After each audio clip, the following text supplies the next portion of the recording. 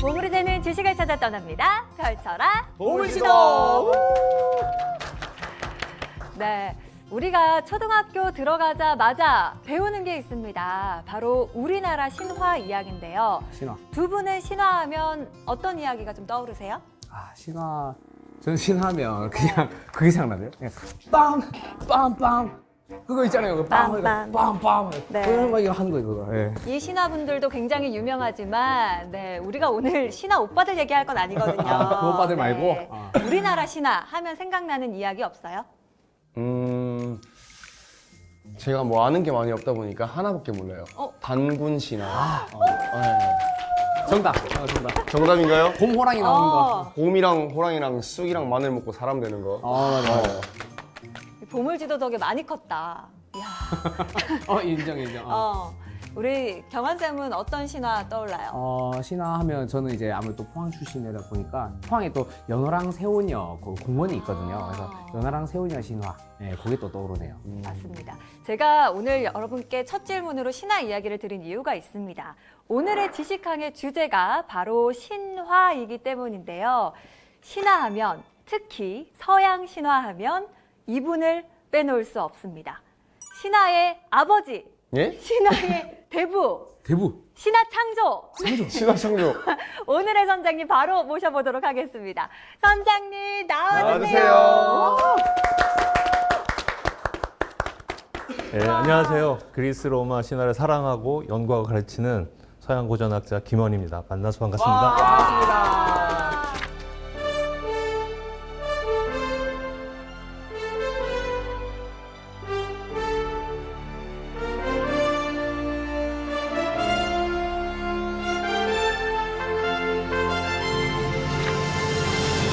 네, 그리스 로마 신화. 근데 저는 좀 궁금한 게 있더라고요. 보통 그리스 로마 신화라고도 하는데 그렇죠. 또 어디서는 그리스 신화라고도 하는데 예. 정확한 명칭이 있는 건가요? 그렇죠. 그 정확한 명칭은 그리스 로마 신화가 맞는데 많은 분들이 왜 그리스랑 로마랑 같이 붙이느냐 여기에 이제 의문을 많이 품으시는 것 같아요.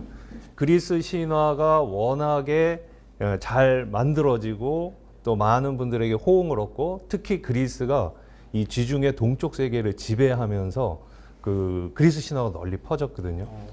그리고 로마 신화대로 나름대로 자기네 신화를 가지고 있었는데 얘네들이 부딪히는 경우가 있었어요. 로마가 그리스를 침략합니다. 그러면서 부딪히고 누가 이겼을까요? 로마. 네, 로마가 이깁니다. 로마가 그리스를 완전히 지배하게 되면서 로마 제국이 팽창하죠. 그리스를 지배하고 정복한 로마가 보니까 그리스인들이 너무 멋있게 사는 거예요. 신화도 멋있고 철학도 하고 막 극장에서 연극도 보고 이러니까 그래서 안 되겠다. 우리도 좀 멋있게 신화를 만들어 보자. 그러면서 그리스 신화를 막 자기네 걸로 끌어들이면서 자기의 고유한 신화를 잃어버렸습니다. 로마 신화는 그리스 신화를 모방하고 또 그거랑 싸워보면서 이겨보려고 하는 경쟁 가운데서 생기면서 내용이 비슷해져 버린 거예요. 그러니까 후대 사람들이 그리스 신화나 로마 신화나 거기에 등장하는 신들의 이름만 다를 뿐 뭐 내용은 똑같지 않냐 이러면서 그리스 로마 신화 이렇게 묶어 부르게 된 겁니다.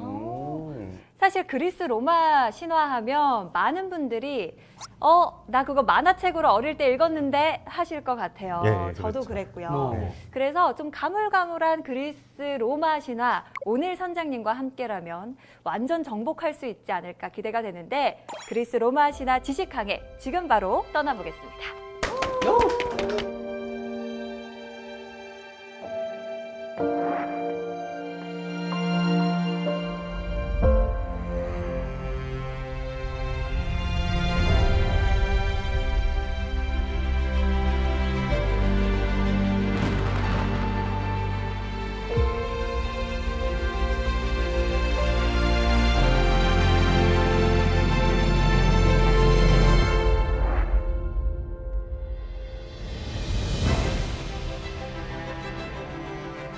처음에도 잠깐 그 여러분들이 얘기하는 걸 들었는데 신화 하니까 그 신화라는 그룹도 있었고 여러 가지가 있었는데 죄송합니다. 예. 신화가 뭔지 그 개념부터 명확하게 하고 그 시작하는 게 좋을 것 같아요. 신화 그러면 어떻게 얘기할 수 있을까요, 이녹 씨?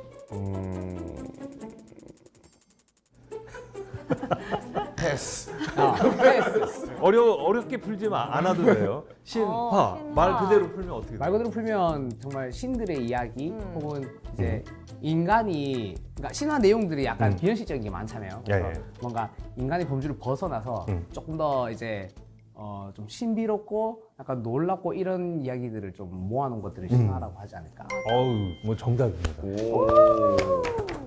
어렵게 접근할 필요가 없어요. 신화니까 신들의 신들의 이야기 이야기. 이렇게 풀 수 있고 신자를 우리가 조금 더 넓게 풀어보면은 신비롭고 신기하고 그런 이야기라고 얘기하면 되죠. 그러면 일단 우리가 신화 이렇게 쓰니까 신자를 한번 풀어보도록 하겠습니다. 신자는 지금 한자로 보면 저런 신자 쓰는 거 아세요? 귀신신. 네, 귀신신이라고 보통 얘기를 하는데 그 중국에서 나온 이 한자는 상형 문자라는 거 아시죠? 네. 상형 문자라는 건 대상의 어떤 모양을 특징을 따가지고 그걸 글자로 만드는 건데 저건 뭐가 합해진 글자일까요? 저기에 중국인들이 고대 중국인들이 생각하는 신의 개념이 들어있어요.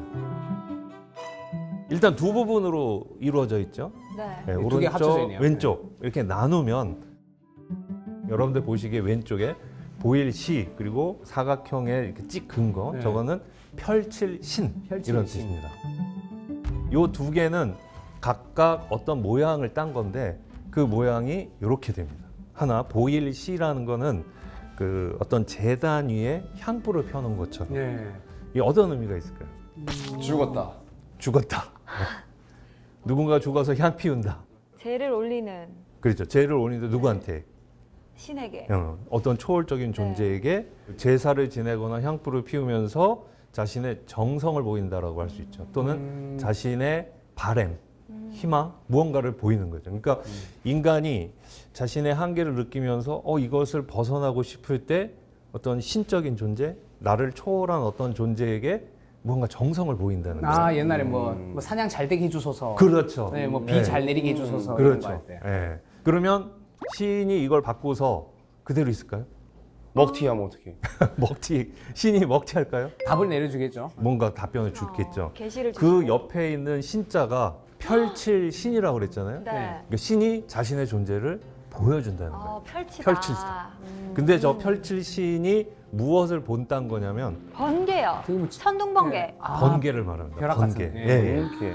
그러니까 이 두 글자가 합해진 건 이렇게 풀 수 있겠죠. 인간이 자신의 연약함을 극복하기 위해서 자신을 초월한 어떤 존재에게 무언가 정성을 보이면 초월적인 존재가 자신의 존재를 펼쳐 보인다. 아, 우리가 요즘은 번개를 해석하면 어떻게 설명할 수 있나요? 뭐 구름에 전기가 생기면서 꽝꽝 네. 그라랑 꽝꽝. 구름에 있는 것들이 땅에 있는 것과 어떻게 방전되면서 일어나는 불꽃 현상. 이러면 그 과학적인 설명이라고 할 수 있는데 그런 현상인 줄 몰랐던 옛 사람들은 이것은 우리 인간을 초월한 어떤 존재가 우리에게 자신의 권위를, 자신의 힘을 과시하는 거라고 생각을 했던 거죠. 이런 거 보면은 저는 깜짝 놀랐어요. 이 글자를 풀면서 왜 놀랐냐면 동양에서 생각하는 신의 개념과 서양에서 생각하는 신의 개념이 많이 비슷하구나, 통하는 점이 있구나 그런 것 때문에요. 제우스의 상징적인 물건이 있습니다. 그게 뭔지 아세요? 손에 번개 들고 있어요. 그렇죠. 그래서 그리스인들은 번개가 치면은 제우스가 노했거나 어떤 자신의 권위를 보여준다고 생각을 했던 거죠. 이제 이렇게 통할 수 있는 게 바로 신자라고 볼 수 있습니다.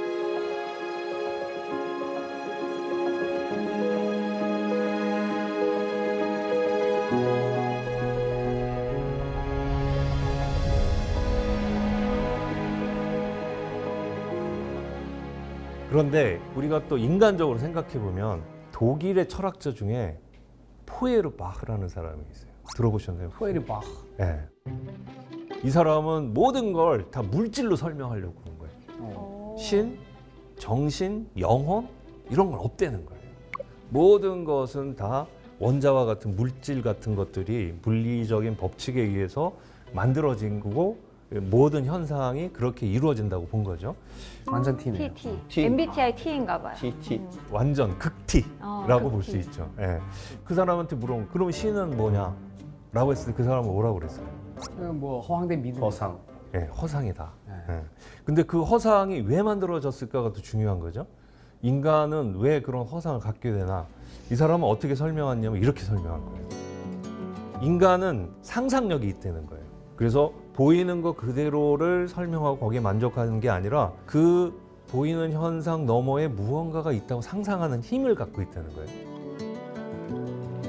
그래서 나의 한계는 이만큼이지만 그 한계를 넘어서는 어떤 존재가 있을 거라고 상상한다는 거예요. 그럼 그 상상은 아까 말씀하신 것처럼 허상일 수도 있겠죠. 네? 허상인데 우리 인간은 그런 존재가 있다고 믿고 강하게 믿게 되면 그걸 어떤 모양으로 만들어내기도 하죠. 그래서 조각상을 만들어내기도 하고 신전을 만들어내기도 하고 그러면 그때부터는 그게 허상이 아니라 실상처럼 느껴지는 거예요. 저기에 있는 조각상, 저기에 있는 신전, 저런 신전이 있고 조각상이 있는 거 보니 그런 존재가 진짜 있나 보다. 그러면서 거기 가서 기도도 하고 그 앞에서 무릎을 꿇는다. 이 사람 설명 잘 따라가면 인간은 자기가 만들어 놓은 것이 진짜 존재한다고 믿고 그 앞에 굴복한다는 거예요. 그러면서 그게 종교의 본질이고 그게 신화의 본질이라는 거예요. 어때요? 그 공감이 되시나요? 저도 약간 이렇게 생각하고 있습니다. 저 선생님의 말도 틀린 건 없네요. 틀린 건 없어요? 공감이 가네요. 이게 사람마다 뭐 생각 다르겠지만 네. 네. 약간 정말 철저한 무신론자 입장이에요. 네, 무신론자 있고 모든 걸 물질로 다 설명한 거죠. 그래서 신이라는 것도 인간의 이런 생리적인 현상, 인식론적인 현상에 의해서 만들어진 것에 불과하다. 이렇게 생각한 거죠. 그래서 이 사람의 설명에 따르면 그리스 로마 신화에서 신들이 등장하는데 전부 인간과 비슷하게 생긴 거예요. 그렇죠. 하는 짓도 인간하고 다르지 않고 생각하고 느끼고 이러는 것도 다 인간적인 모습이 되는 것. 이걸 잘 설명할 수가 있게 되죠. 왜? 인간이 만들었으니까. 상상하고 인간이 만든 상상했으니까. 그렇게 상상했기 때문에 인간은 자기를 뛰어넘는 존재를 상상해도 자기와 비슷한 존재로 상상할 수밖에 없다는 거죠. 인간이 생각할 수 있는 차원에서 벗어나진 않는 느낌. 그렇죠. 네. 예.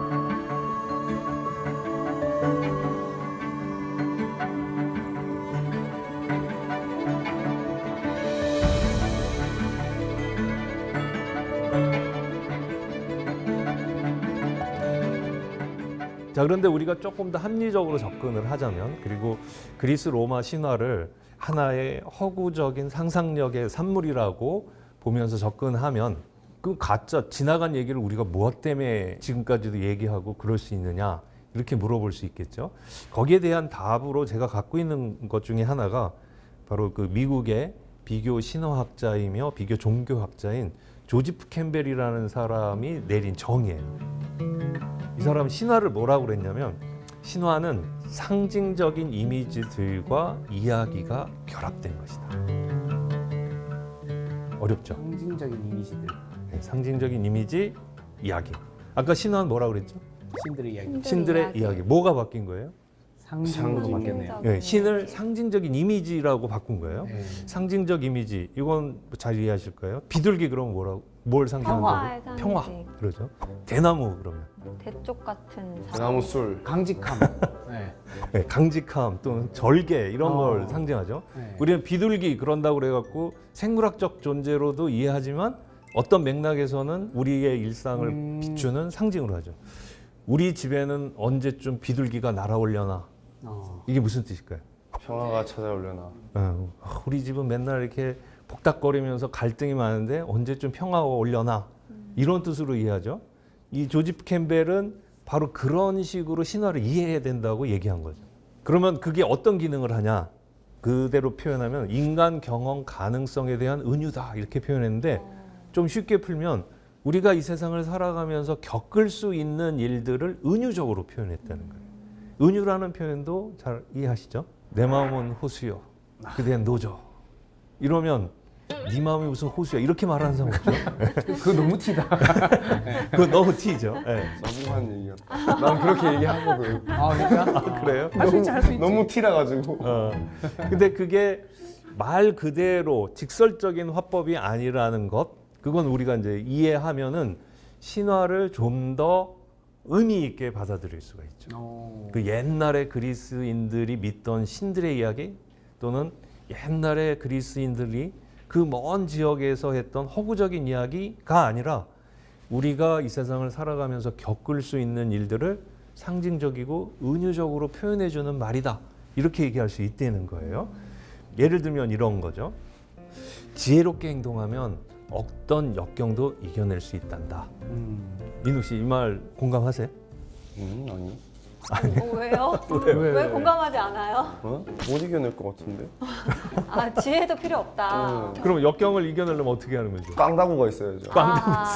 그러면 그것도 저기 맞아. 사진 속에 어머님이 딸한테 깡다구가 있게 행동하면 어떤 역경도 지혜롭고 이겨낸다. 깡다구까지 있어야 된다. 그럴 수 지혜만 갖고는 안 된다. 네. 지혜와 힘.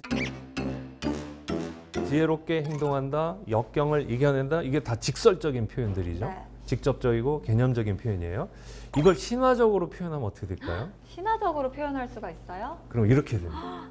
어머머머머. 그리스인들의 경우는 아테네와 함께 가면 가시밭길도 문제 없다. 그러니까 저기에서 아테나는 그리스 로마 신화에 나오는 지혜를 관장하는 지혜를 신이에요. 상징하는. 네, 지혜를. 그러니까 아테나와 함께 간다. 이 말은 상징적이고 은유적인 표현으로 어떤 뜻이냐면 지혜롭게 행동한다는 뜻이세요. 그러면 가시밭길도 문제 없다. 이 말은 역경도 문제가 역경도 얼마든지 이겨낼 수 있다. 이런 뜻이 된다는 거죠. 자, 이런 표현을 쓰는 것이 바로 신화적인 어법을 쓴다. 이렇게 말할 수 있어요. 이 말은 지금도 얼마든지 할 수 있죠. 야, 그렇게 힘들게 살지 말고 아테네에 손을 잡고 한번 걸어가 봐. 좀 있어 보이게 말할 수 있는. 그렇죠. 예. 그러니까 우리는 왜 이런 표현을 쓸까? 왜 우리의 언어 생활은 여전히 신화적이고 상징적이고 은유적이고 문학적이고 예술적인 표현을 쓰는가? 여기에 대해서 아주 의미 있는 연구를 했던 사람이 있습니다.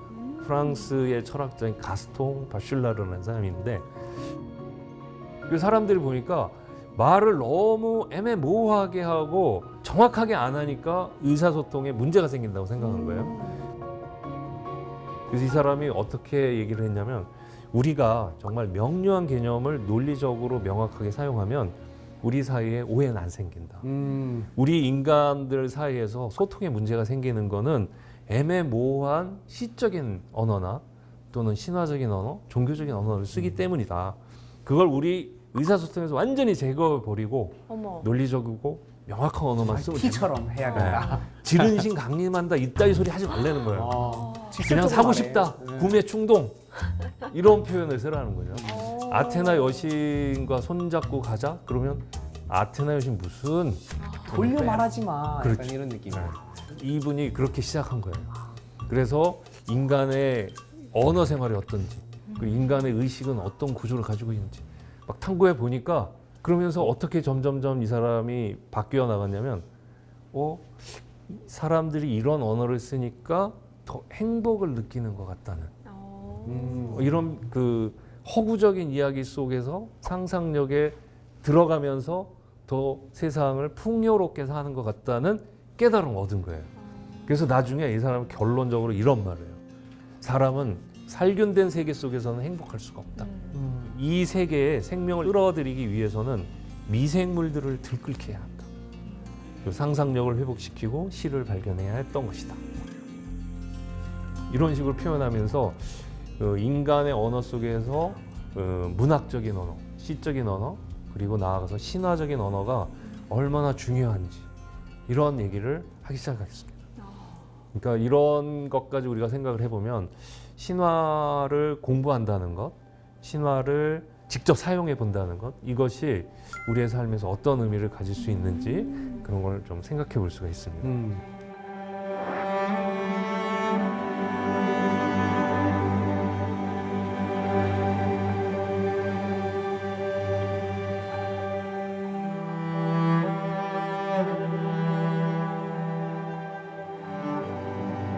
자, 그럼 이제부터 본격적으로 오늘 제가 예고해드린 신들의 이야기를 해보도록 하겠습니다. 이 신들의 이야기는 어떻게 보면은 권력 투쟁의 이야기다. 이렇게 정리할 수 있고 그 권력 투쟁은 세대 간의 갈등으로 표현이 됩니다. 그래서 기성 세대에 새로운 세대가 도전하는 이야기. 누가 이길까요? 새로운 세대요. 결국은 새로운 세대가 결국은 새로운 세대가 이기는 이야기. 자, 그러면 한번 그 세계로 들어가 보죠.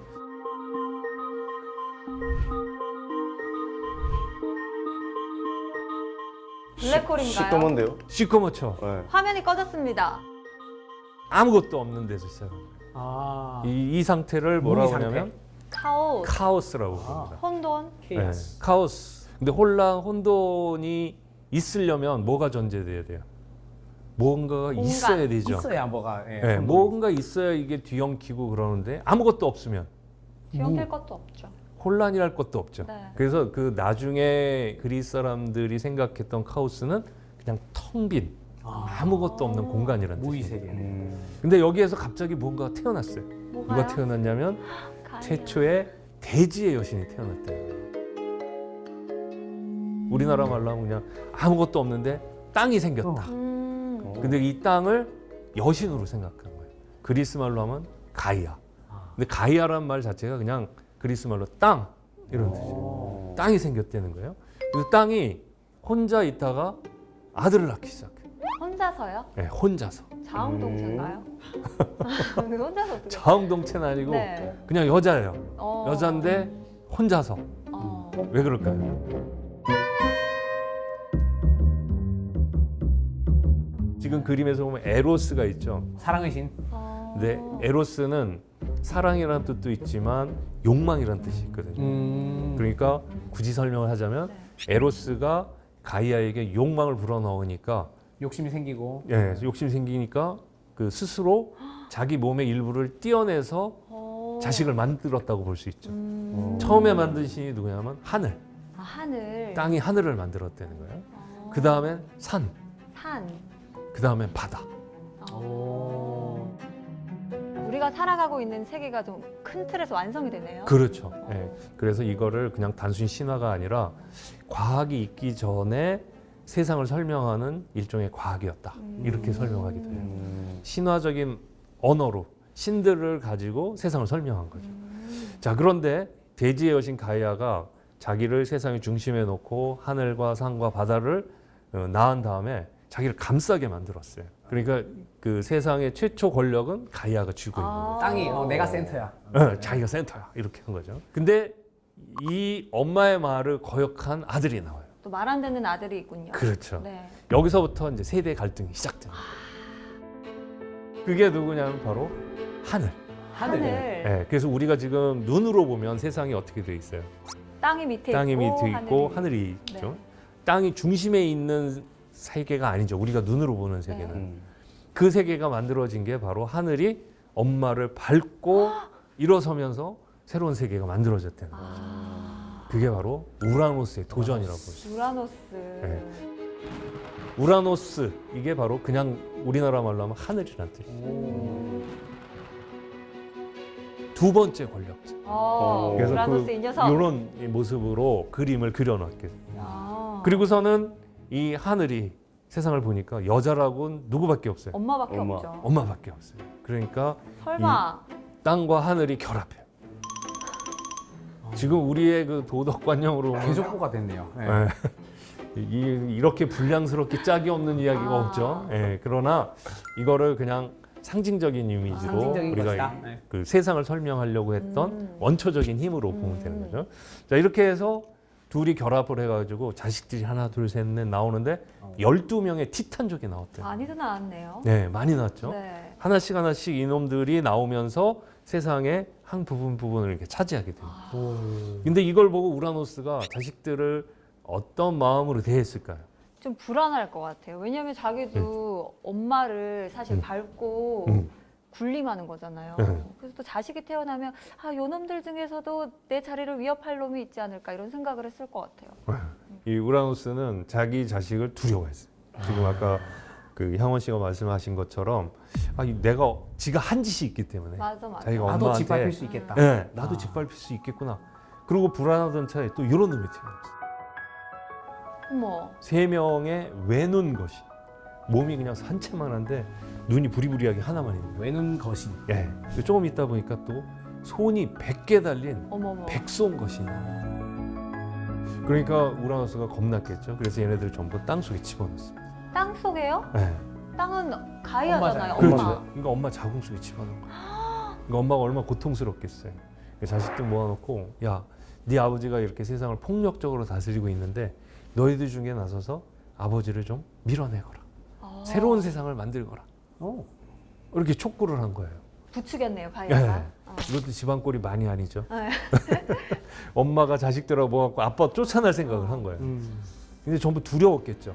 아니 아버지한테 도전하다니. 하늘은 너무 높고 강한데. 그러고 있는 차에 12 티탄 신족 중에 막내가 나타납니다.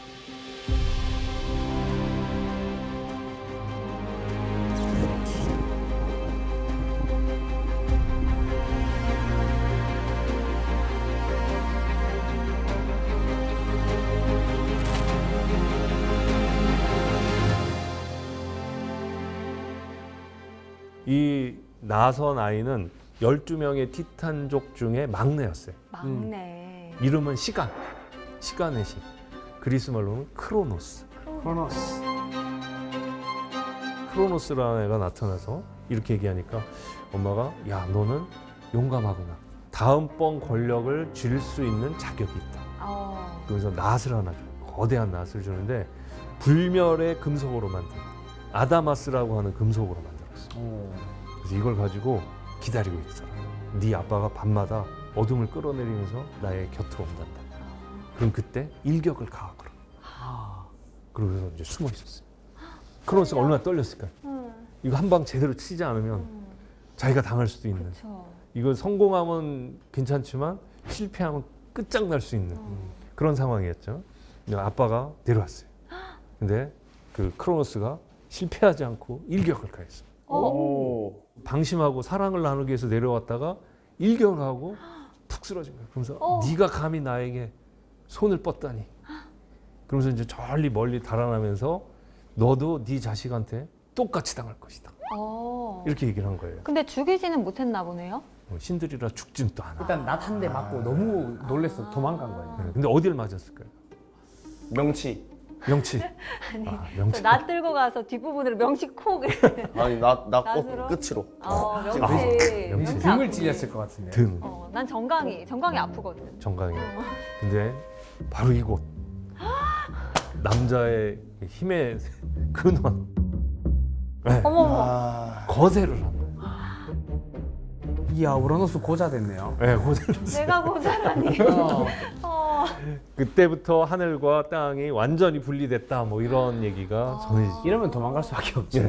이러니까 이제 멀리 도망가면서 너도 네 자식에게 똑같이 당할 것이다. 그 우리가 티탄족이라고 말하는데 티탄이란 말이 그리스 말로는 손을 뻗다, 저항한다 이런 뜻이에요. 그러니까 티탄족 이러면 티탄 신족 하면 저항하는 자들 이런 뜻이 돼요. 자 이렇게 해서 멀리 날아나서 크로노스가 세 번째 권력자가 된 거예요.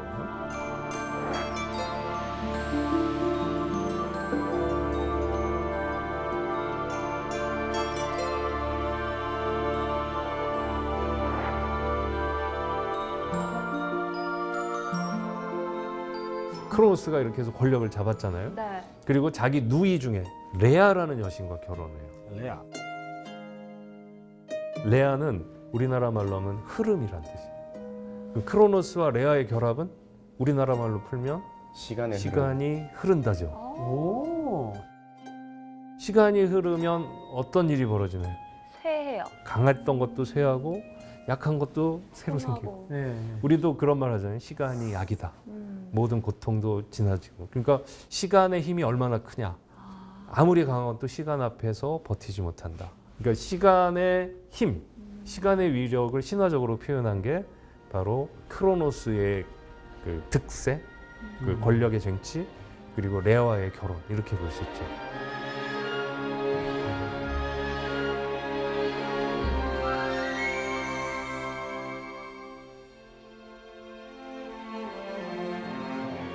자, 그런데 이 크로노스가 레아랑 결혼하니까 자식들이 또 생기겠죠. 네. 그래서 하나씩 자식을 낳는데 낳을 때마다 크로노스는 또 어떤 마음일까요? 불안하죠 또. 자기도 아버지를 거세하면서 위에 네. 올라갔는데. 또 아버지가 또 저주를 했으니까 또 맞아. 그 말에 또 걱정이 될 것 같아요. 그렇죠. 무슨 저주였는지 기억나세요? 너도 똑같이 당할 똑같이 거야. 밟힌다. 너도 네 자식에게. 그러니까 이 크로노스가 안 되겠다 싶어갖고 자식들이 태어날 때마다 이 자식을 집어삼켜.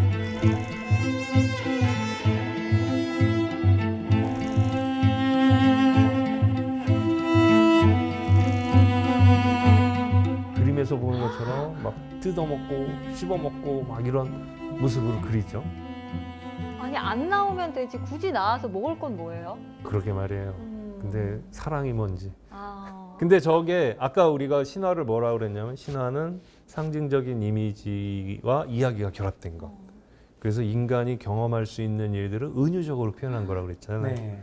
저 그림은 사실 기성세대의 특징을 상징적이고 은유적으로 표현한 거라고 볼 수 있어요. 이게 어떤 의미가 담겨 있을까요? 약간 통제하려 하고 보수적이고. 네, 내 틀에 이렇게 가둬놓으려고 하는 기성세대. 네. 꼰대. 꼰대. 꽉 막힌 사람. 꽉 막힌 사람들. 그리고 자기의 기준을 딱 세워놓고 이것대로 안 하면 화를 내고 권위적이고 막. 자기 권위를 지키려고 억압하고 기회를 안 주고 이런 모습을 신화적으로 표현하면 저렇게 된다. 그러니까 우리는 저거 말 그대로 저 모습 그대로를 실제로 경험하거나 또는 저지르진 않지만 저것이 담겨 있는 신화적이고 은유적인 의미를 생각하면 우리가 일상적으로 행하거나 또는 당하는 일의 모습이 아닐까 이렇게 생각하죠. 그러면 저 부모님이랑 싸울 때 저 그림 부모님 방에 그냥 붙여놓고 너무 무서운데요? 너무 무서워. 그럼 좀 어머니 아버님이 제 의견이 뭔지 아실까요? 그럴 수 있죠. 너무 무섭다. 현관문에다 걸어놓으면 되겠다. 어. 나갈 때마다 보시면. 어. 피켓처럼.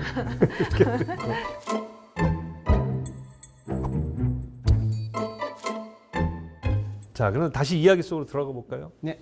이렇게 크로노스가 자식들을 삼키니까 레아의 마음은 어떻겠습니까? 너무너무 슬퍼할 것 같아요. 괴롭고 슬프고 화나고. 화나고 억울하고 그렇죠. 그러니까 내가 자식을 배 아파서 낳는데 그거를 지 뱃속에 그렇게 해서 몇 명을 다 먹었냐면 5명을 먹었어요.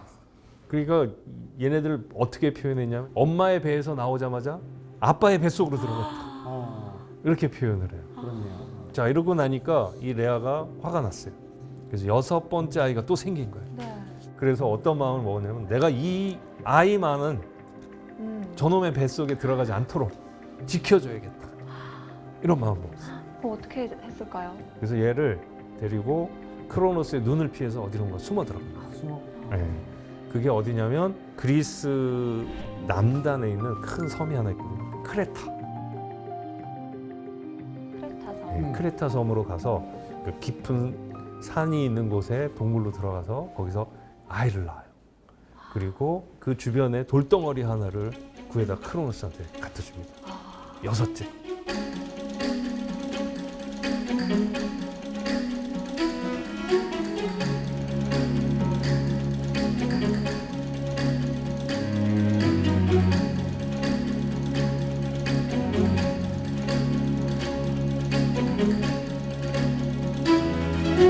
지금도 크레타 섬에 가면은 이런 동굴이 있어요. 그 앞에는 그 6째가 태어난 곳, 뭐 이렇게 얘기를 합니다. 오. 진짜일까요? 아유, 제가 보기엔 가짜 같지만 그래도 뭔가 있었다고 믿고 싶네요. 전 네. 진짜 같아요. 많은 사람들이 속고 싶은 거죠. 저런 곳이 하나쯤 있고 저기에 가서 신의 기운을 받고 싶은 마음. 근데 지금 그림에서 보는 것처럼 그냥 이렇게 동굴에다 던져놓은 건 아니고 이야기에 따르면은 요정들한테 맡긴 거죠. 이 아이를 잘 돌봐달라. 그리고 아말테이아라고 하는 염소의 젖을 먹게 했고 쿠레테스라고 하는 호위무사들을 붙여줬어요. 그래서 크로노스가 얘를 건드지 못하게 잘 꽁꽁 숨겨놨죠. 지금 이 모습, 이 6째 아이가 자라나는 모습인데 어땠을 것 같아요? 뭔가 공허함이 늘 있었을 것 같아요. 부모님이 안 계시니까. 부모님 안 계셔서 공허하고 왠지 외롭게 자랐을 것 같아요. 외롭게. 전 좋았을 것 같기도 한데 이게 너무 전부 다 한 케어를 명만 보고 해주니까. 있으니까 나름 특급 케어니까. 특급 특급대우죠, 케어니까. 특급대우. 저도 인욱 씨랑 같은. 네. 저는 이렇게 살고 싶었어요. 다 돌봐주잖아요. 특급 케어. 뭐 부족한 거 없잖아요. 그러니까 너무 행복하고 잘 살았을 것 같아요. 그래서 저도 저 그림 보고 처음에는 두 분처럼 생각을 했다가 다시 생각해 보니까 뭐 부족한 게 없어요. 이대로 살면 족할 것 같아. 자, 그런데 청년이 됐을 때 땅의 신 가이아가 찾아왔어요. 형제 중에 11명이 티탄족이 있었죠. 네. 걔네들은 꺼내줬어요. 그 엄마 엄마 뱃속에서. 배에서, 가이아 배에서. 네. 근데 외눈 거신 삼형제, 백손 거신 삼형제도 있었죠. 네. 얘네들 안 꺼내줬어요. 왜요? 왜 안 꺼내줬을까요? 더 위협적이어 보였나? 네, 동생인데 너무 무서운 거예요. 내가 아버지를 제거한 것처럼 요 놈도 그래서 그냥 엄마 뱃속에 넣는 거예요. 그러니까 가여신 계속 배가 아픈 거예요. 꺼내고 싶구나. 네, 그래서 얘네도 꺼내고 싶은데 크로노스가 못하게 하는 거예요. 그러니까 찾아온 게 바로 여섯째. 여섯째를 찾아와가지고 출생의 비밀을 얘기하는 거죠.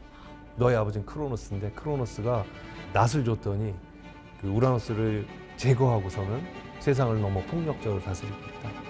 네 형제 자매는 네 아버지 배에 다 갇혀 있다. 꺼내서 좀 더 평화롭게 살아봐라. 이때 여섯째의 마음은 어땠을까요?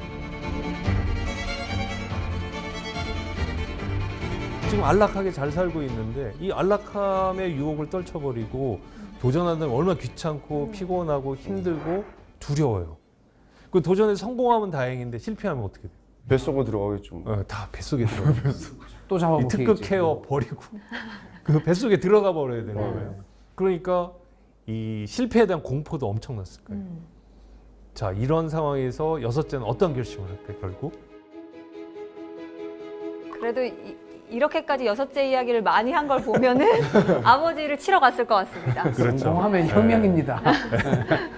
드디어 일어서고 저 가겠습니다 오. 하고 일어섭니다. 이 모습은 여섯째의 모습이기도 하지만 어쩌면 우리 모두의 모습일 수 있다는 거죠.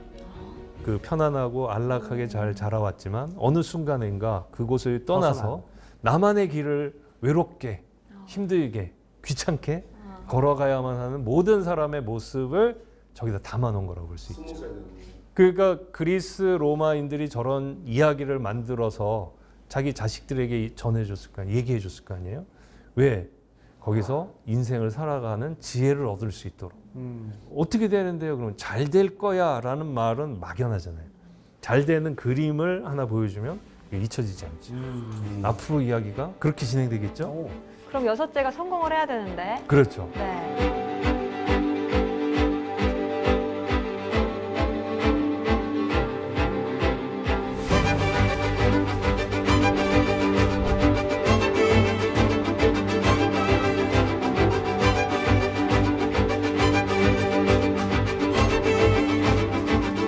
여섯째가 아버지한테 도전하려고 보니까 아버지 체제가 너무 센 거예요. 혼자 힘으로 안 되겠다 해가지고 협력자를 구하게 되는데 그 협력자가 누구였냐면 메티스라는 여신이었어요. 메티스. 네, 근데 메티스라는 말이 뭐냐면 생각하다, 사력 있게 무언가를 궁리해내다, 작전을 짜내다, 꾀를 짜내다 이런 뜻이에요.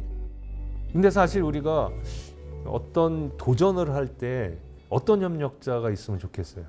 전략가. 전략가, 똑똑한 사람, 이런 사람 우리가 생각할 수도 있지만 보통 이렇게 생각하지 않을까요? 돈이 많거나 권력이 있거나 힘이 있는 사람이 날 도와주면 내가 성공할 아주 거다. 든든하죠. 인맥 좋고. 인맥 좋고 뭐 이렇게 생각하기 쉬운데 필요해야지. 이 그리스인들은 그런 존재를 붙여주지 않고 겉으로 봤을 땐 연약한 메티스가 이 여섯째랑 손을 잡는 이야기로 만들어 놓은 거예요. 어떤 이야기가 있어요? 이걸 직설적으로는 화법으로 바꾸면 용기를 내서 도전하거라. 그 다음에 그 도전을 성공시키기 위해서 가장 중요한 건 지혜. 지혜가 필요하다. 근데 그게 막연하잖아요. 근데 이걸 메티스 여신하고 손을 잡았어. 이러면 그 머릿속에서 그려지겠죠. 자, 이렇게 누가 봐도 연약해 보이고 힘이 안 될 것 같은 지혜 여신 메티스와 여섯째와 그 메티스가 힘을 합하게 됩니다. 그리고선 작전을 짜가지고 아주 지혜로운 방식으로 이 크로노스 곁으로 다가가요. 그리고서는 마치 보약을 주는 것처럼 모든 것을 토해내는 약을 주게 됩니다. 그걸 주니까 웩 하고 다 토해버렸어요. 그래서 그 속에 갇혀있던 다섯째, 넷째, 셋째, 둘째, 첫째 다 이렇게 나왔구나. 쪼르륵 나왔고 이들과 이 여섯째가 힘을 합해갖고 아버지 체제에 도전하기로 결심을 해주죠. 자, 그런데 이 6명이 합쳤는데도 너무 힘이 안 되는 거예요. 딸려 싸웠는데도. 아버지가 너무 힘이 셌구나. 그래서 누굴 찾아가냐면 가야의 뱃속에 갇혀있던 삼촌들을 찾아요. 누군지 아까 기억나세요? 세눈이랑 외눈박이. 백성들. 그래서 걔네들하고도 힘을 합합니다. 도와주세요. 그랬더니 삼촌이 당연히 도와주지. 네 아버지 때문에 우리가 그 땅속에서 너무 힘들었다. 갇혀 있었다. 너에게 힘이 되죠.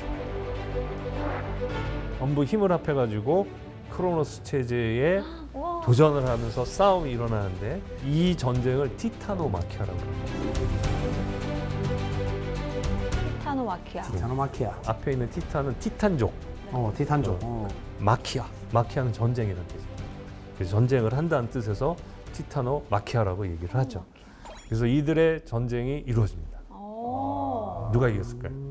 그래도 이렇게 떼거지로 덤볐는데 좀 이기지 않을까요? 네. 그 여기도 역시 세대 갈등이죠. 신들의 이야기가 전부 권력 투쟁의 싸움의 이야기였는데 가이아를 아들이 짓밟고 우라노스를 그 아들 크로노스가 거세하고 크로노스를 6명의 형제가 싸우는 이런 얘기죠.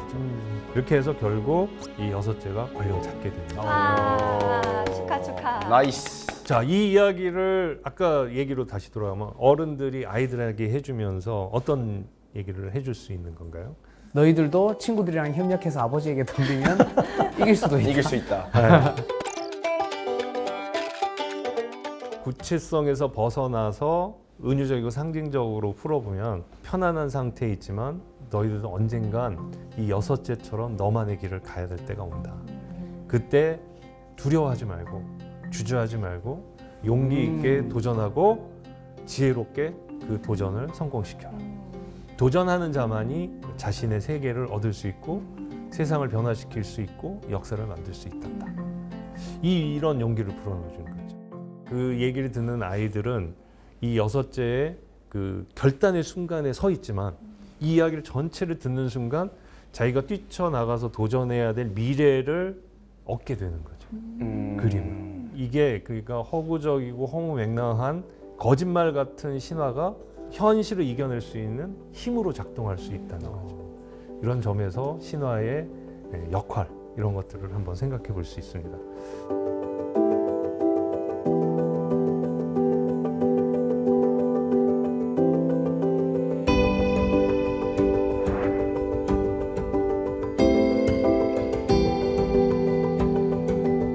자, 이렇게 해서 여섯째가 권력을 획득하게 됐는데 그 다음 고민이 뭘까요? 이제 또 이런 일이 벌어지면 안 되잖아요. 반복될까봐. 어. 네. 자기 자식들이 또 나를 치면 안 되니까 네. 그래서 어떻게 안정적으로 유지할까에 대한 고민을 했을 것 같은데요. 내가 권력을 잡았는데 이 권력을 어떻게 하면 계속 유지할 수 있을까? 이게 이제 여섯째 고민이 되겠죠. 이 여섯째가 생각을 해봤어요. 우리 아버지, 우리 할아버지는 권력을 잡는 데는 성공했는데 왜 권력을 유지하지 못했을까? 폭력적으로 독점했다는 맞아. 게 문제죠. 독재 정치를 펼쳐서요. 맞아요. 그걸 생각한 거예요. 그렇다면 해결 방법은 삼권 분립. 나눠주자. 권력을 나눠주자.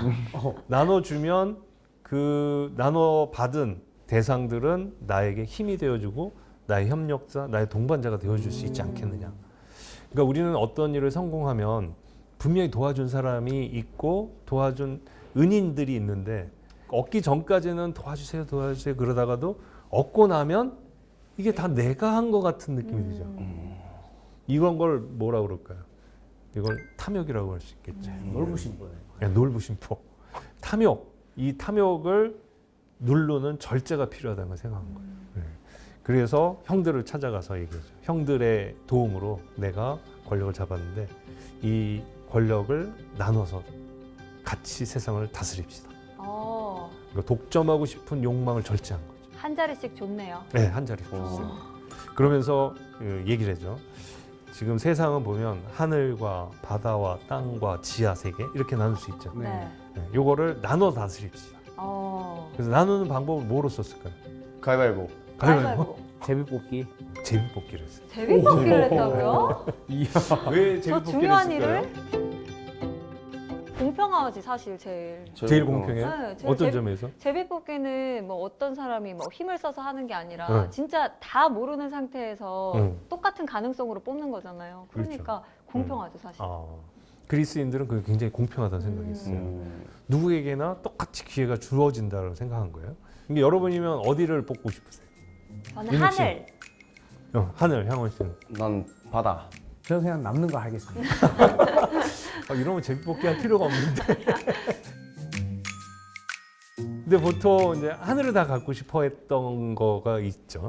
이게 제일 높다고 생각하니까. 그래서 뽑기를 했는데 우연찮게 여섯째가 하늘을 갖게 돼요. 아, 이거 좀 이상하다. 오. 여기서 좀 네. 이상하다. 여기 약간 주최측의 농간이 네. 있어요. 네. 표시해놨어, 표시. 살짝 이렇게 손톱으로 끽끽. 그 다섯째가 바다.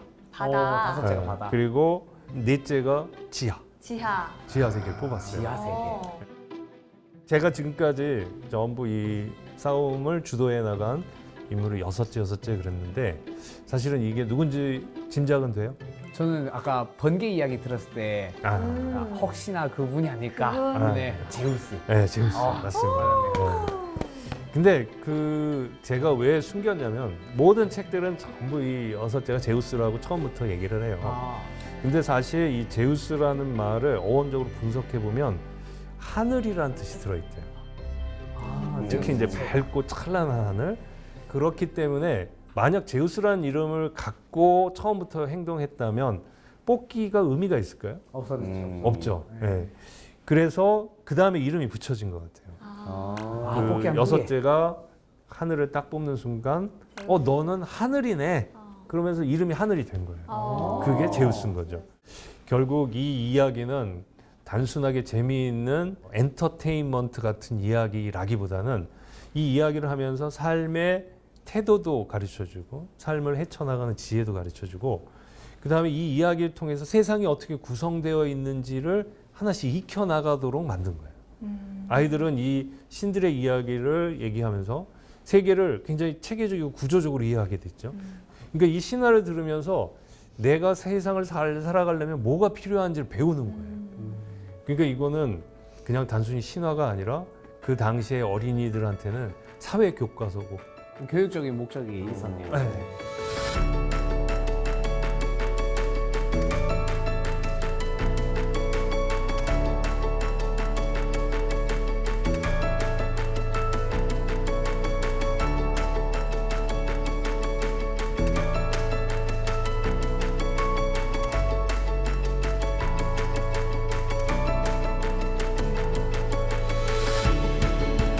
와. 네, 근데 그리스 로마 신화를 들으면서 이렇게 깊은 뜻까지 생각해 본 적은 없었던 것 같은데 다시금 만화책으로만 보던 그리스 로마 신화의 새로운 모습 또 이면까지 생각하게 되는 좀 뜻깊은 시간 아니었나 싶은데 두 분도 보면서 또 좀 궁금한 거나 이런 거 있었어요? 저는 사실 이 제우스 이야기 보면서 단군 이야기 있잖아요. 근데 네. 그때 그 환웅 이야기 거기서도 각 그 필요한 분야의 신들을 그렇죠. 또 막 예. 했더라고요. 예. 그래서 이게 동양이랑 서양이 좀 비슷하다고 말해도 될까요? 이게 공감하고 전적으로 동의하는 바인데요. 신화라는 게 그냥 재미있는 옛날 얘기로 끝나는 게 아니고 자신들이 살아왔던 역사 그리고 그 역사 속에서 성공적인 삶을 살아가려면 어떻게 해야 하는가에 대한 지혜 이런 것들을 담아낸 게 저는 신화라고 보거든요. 그러니까 신화의 구성 요소가 비슷하다는 건 사람들이 이 세상 어떤 상황이든 그 상황 속에서 성공적으로 살아갈 때 필요한 게 뭔지에 대한 깨달음이 비슷한 거라고 볼 수 있죠.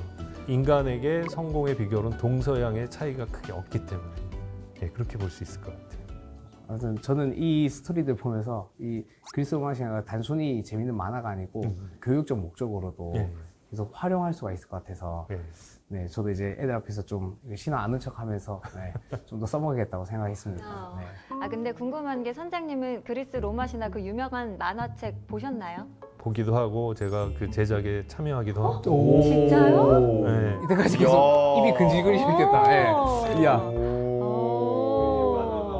저도 어렸을 적에 그 만화 즐겨 봤었고 특히 기억에 남는 많은 고전들을 만화로 한 것들을 본 게 나중에 그 고전을 읽을 때 그 만화가 새록새록 떠올리면서 상상하는 게 훨씬 쉬웠던 것 같아요. 그래서 어렸을 적에 좋은 만화 그리고 좋은 그림 이런 것들을 많이 보면 상상력을 넓히고 또 풍부하게 할 수 있다 이렇게 생각하는데 그런 점에서 그리스 로마 신화가 인류에게서 굉장히 귀한 자산이라고 생각하거든요.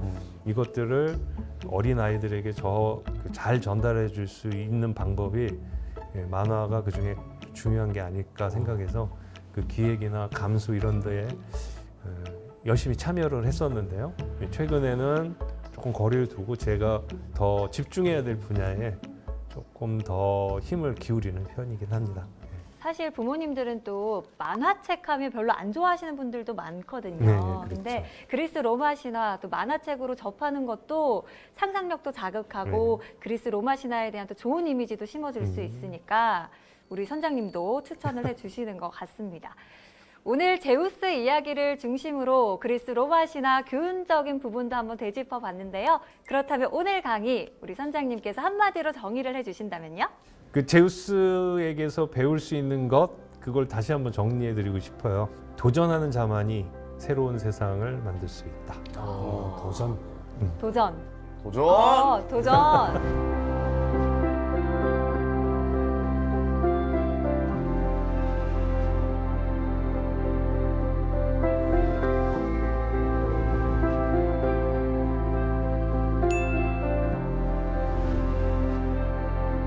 아니 사실 오늘 저는 개인적으로 서양의 전래동화 듣는 느낌이라서 너무 재미있게 푹 빠져서 들었는데 인욱 씨도 참 재미있게 들었잖아요. 재밌게 들었어요. 사실 저는 운동한다고 책을 안 읽어보질 않았거든요.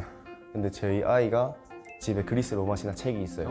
오늘 들은 거를 생각하면서 제가 책을 한번 읽어봐도 재밌을 것 같은 생각이 들어가지고 재밌게 들었습니다. 야, 그리고 그 이야기 할 수 있어요. 이제 이 책 말이야. 이거 감수해 준 분이랑 내가 이따가 왔어. 네, 이거 자랑할 수 있어요. 네. 오늘 이분 내가 만나고 왔어. 오늘 이야기 할 수 있습니다. 아빠가 오늘 이상한 말 얼마나 많이 하는 줄 알아? 할 수 있네. 저는 사실 이 여러 가지 은유적인 내용, 뭐 상징적인 내용 이런 것들을 보면서 약간 시적인 내용들을 되게 좋아하거든요. 그래서 오늘은 이제 그리스 로마 신화에 나오는 뭐 여러 가지 종류의 신들을 이런 내용들을 좀 활용을 해서 예쁜 노래를 만들어도 되지 않을까. 저 이런 기대가 생각을 됩니다. 해봅니다. 네. 아니 진짜 말했으니까 다음에 곡 들려달라고 할 거예요. 저는 뭐 네. 만들어 올 수 있습니다. 예. 궁금한 거 있어요.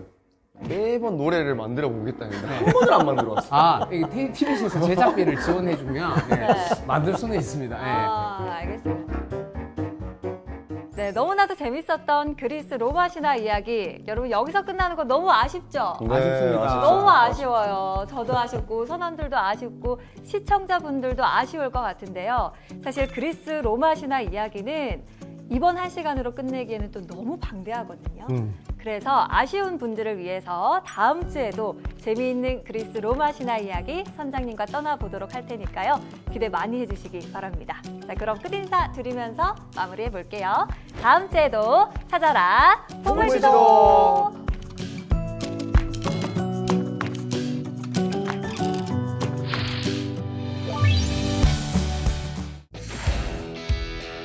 신은 아닌데 그냥 인간이라고 말하기에는 특별한 능력을 가진 사람. 인간과 인간이 결혼해서 나오면 인간이 나와요. 인간이 나오죠. 신과 신이 결혼하면 신이 나와요. 신과 인간이 결혼하면 영웅이 나오는군요. 테세우스는 아버지가 포세이돈. 포세이돈입니다. 그러다가 20살이 됐어요. 이제 아이트라가 출생의 비밀을 또 얘기합니다. 사실 너의 아빠는 아테네를 다스리고 있는 아이게우스 왕이란다. 엄마 또 뭔 소리야? 이런저런 고민 끝에 가기로 결심을 합니다.